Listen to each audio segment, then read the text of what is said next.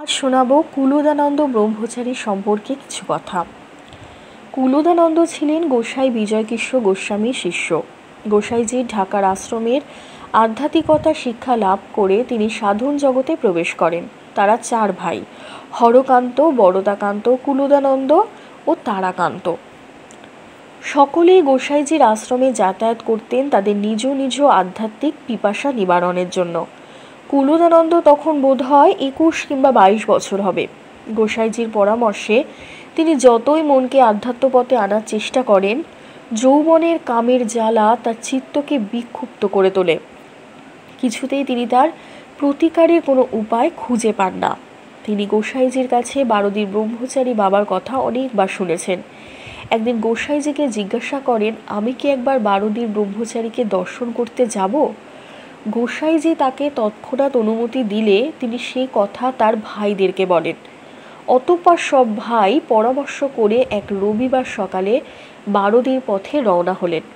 চার ভাই নৌকা যোগে সন্ধ্যাবেলা বারোদি বাজারের ঘাটে এসে পৌঁছালেন। তারা নৌকায় বসে ভাবতে লাগলেন, গোসাইজি একবার তাদের বলেছিলেন সন্ধ্যার পর ব্রহ্মচারী বাবার ঘরের দরজা বন্ধ হয়ে যায়, রাতে আর খোলেন না। হিমালয় ও অন্যান্য পাহাড় পর্বত থেকে সূক্ষ্ম রূপে যোগীগণ তার কাছে সেই সময় যোগ সাধনা সংক্রান্ত আধ্যাত্মিক আলোচনা করতে আসেন। সুতরাং সন্ধ্যাবেলা ঘর বন্ধ হয়ে গেলে ব্রহ্মচারী বাবার দর্শন সেই দিন হবেই না। কুলুদানন্দ বলেন যে পরদিন সকালবেলা ব্রহ্মচারী বাবার সাক্ষাতে গেলেই ভালো, কিন্তু তার বড় ভাই হরকান্ত সেই দিনই ব্রহ্মচারী বাবাকে দর্শন করার জন্য ব্যগ্র হয়ে উঠলেন।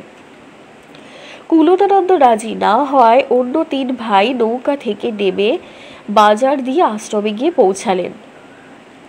কিন্তু আশ্রমে তাদের জন্য অপেক্ষা করছিল বিস্ময়। আশ্রমে পৌঁছে তারা দেখেন বাবা তখনও ঘরে যাননি, তিনি তার ঘরের বাইরে দাঁড়িয়ে আছেন। আশ্রমে প্রবেশ করে বাবার সম্মুখে যেতেই বাবা বললেন, হরকান্ত, আমি তোমাদের জন্য এত রাত পর্যন্ত আমার ঘরের দরজা বন্ধ করিনি, এখন তোমরা যাও, নৌকায় বিশ্রাম করোগে, কাল সকালে এসো। এই কথাগুলি বলে বাবা ঘরে ঢুকে দরজা বন্ধ করে দিলেন। হরকান্ত বাবু ও তার ভাইরা নৌকায় ফিরে কুলুদানন্দকে সব কথা জানালেন। পরদিন ভোরবেলা চার ভাই ঘুম থেকে উঠে স্নান সেরে আশ্রমে উপস্থিত হলেন। তাদের মনে প্রশ্ন উথাল পাথাল করছে যে আগের দিন তারা কোনো পরিচয় প্রদান করার পূর্বেই বাবা কি করে হরকান্তর নাম ধরে ডাকলেন। তারা তো ব্রহ্মচারী বাবাকে কোনো খবর দিয়ে আসেননি।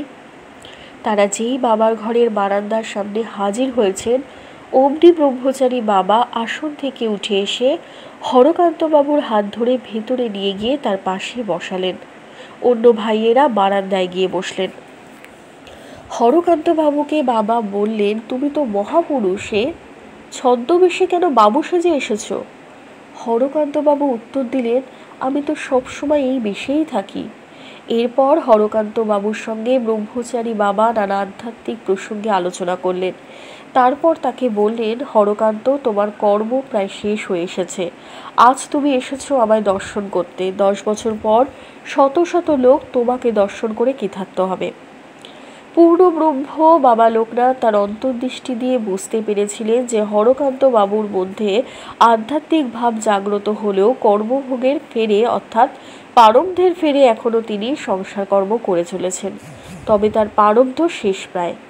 এরপর তার মধ্যে আধ্যাত্মিক শক্তির স্ফুরণ ঘটবে এবং তিনি একজন আধ্যাত্মিক জগতের পথ প্রদর্শনকারী রূপে আত্মপ্রকাশ করবেন। ধন্যবাদ।